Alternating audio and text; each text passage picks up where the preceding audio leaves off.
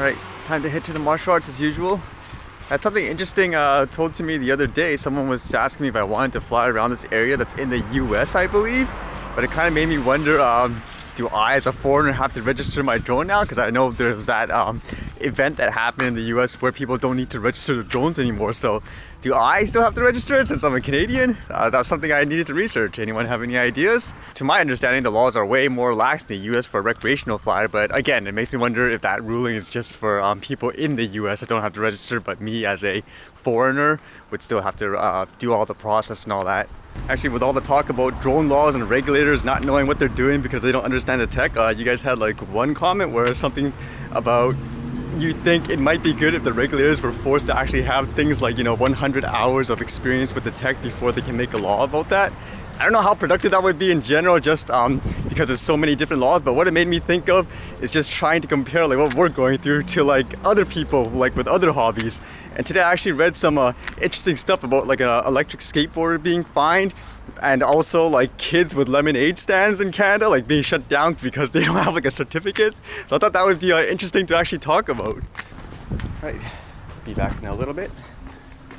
Alright, so the piece of news I read at first was about this guy that rode his electric skateboard out in the public, like in the Vancouver area, and apparently he got fined $600 for it. So from what I gather, he was stopped by an officer, and because the skateboard has a motor in there, I guess they treat it like a vehicle. Like he said, it has to be insured and everything like that for him to be able to ride it out in the public. And because he didn't have like the insurance or whatever, he got fined the $600.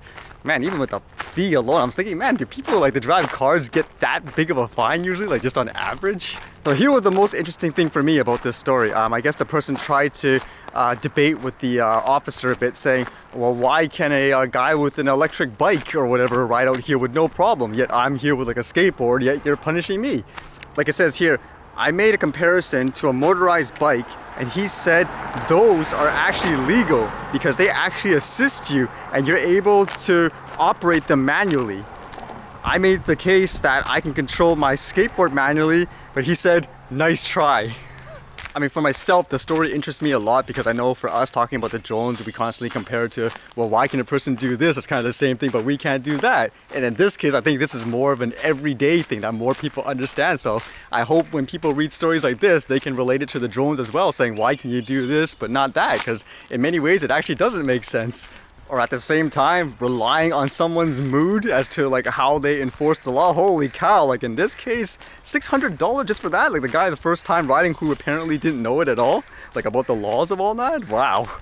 Does it kind of make you think too in terms of that reply about saying how maybe a regulator should have to use something for X amount of hours before they can make some kind of regulation on it? Because I would assume like for bikes in general, like safety, more people are probably just aware of bikes around them or more likely to have tried it as a kid, whereas like a skateboard, it seems more far-fetched, so people are more afraid of it.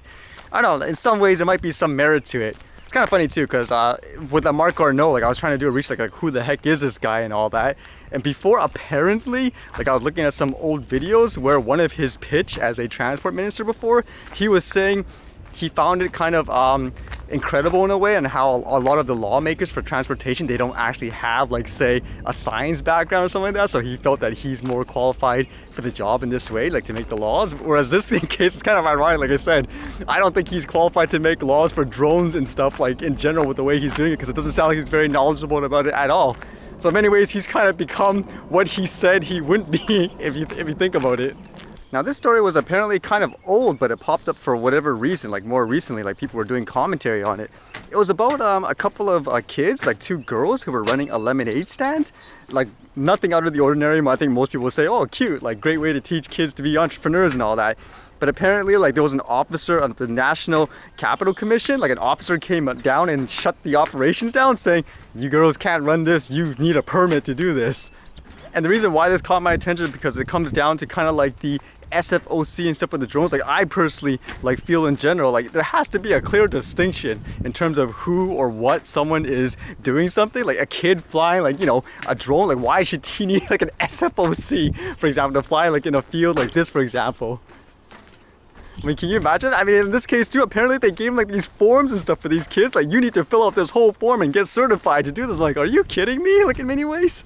So afterwards, it got out into social media, and yeah, you bet, the public basically got outraged over that. There were even quotes saying how they felt like officers should use better discretion. It's not like they're causing any harm to everybody, which basically makes you wonder, are things like these really about safety or something else?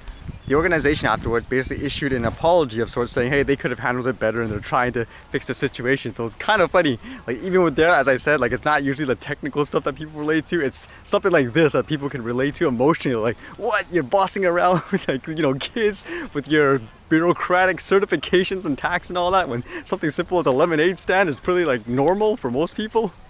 I mean, you could argue whether or not they were like, hey, yeah, if they make it okay for a kid, then they have to make it okay for everybody.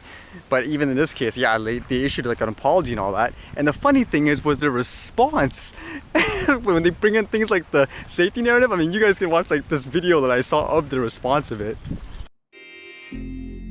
We were really concerned about the news that unfortunately these two little girls, Eliza and Adela, had their little lemonade stand shut down. It's unfortunate, and we probably would have handled the situation differently. We want to make sure that it's done in the right way, so there's no risk to others, or you know, because it's next to the road, we want to make sure there's no risk to them as well. As I said, these are things that you know, lemonade is a time-honored tradition, lemonade stands, and this is something we definitely want to encourage. I mean, for me anyways, when I see something like this and the response they gave, when you try to make this like a safety issue, like that was a factor, I can just, to my mind, I was like, no way.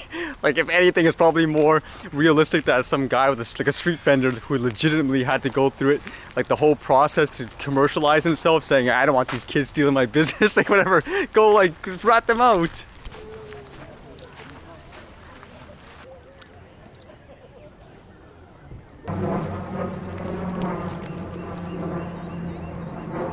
One crazy out of the whole bunch. Now, of course, people could debate things like whether or not, hey, you just have to write it that way because if it's okay for those little kids, then it has to be okay for everyone else, otherwise it wouldn't be fair. But in general, the main thing that stuck out to me just in relation with like these drone laws and all that is, when you try telling me it's about safety and all that things, like to me it's like, no, come on. To me, it's more about money and commercial reasons, like for stuff like this, as opposed to safety itself. I mean, anyone else is feel free to like give me all the facts, show me all the drones that were crashing into the airplanes, or that drones are more dangerous than, say, I don't know, anything else that's in the air. If based on what I've seen anyways, the drones seem a lot safer so far, considering like even they mentioned there's actually more drone pilots than actual like aircraft pilots nowadays, like in Canada. So I hope people like can reflect upon these stories. Like, if they can't relate to the drones because they don't fly one themselves, you can look at these other examples, whether it be like the skateboards or these kids with a lemonade stand. It's equally that ridiculous in many ways when you think about it. Actually, funny thing with that sign, there was a kid walking with their parent at first, like they were really like casual, like yeah, let's walk through this trail and all that. But when they saw the sign after and the kid was reading it, like beware of these animals, it could be dangerous, then all of a sudden like the parents like, oh, hold on close to me, like your hands and all that, like they're freaking the kid out. Like that would be like, my example in terms of like laws and stuff. I mean, have warnings and stuff like that, but don't fear monger people. Like there afterwards, the kid was just terrified afterwards, like, oh, let's go back, I don't want to walk here.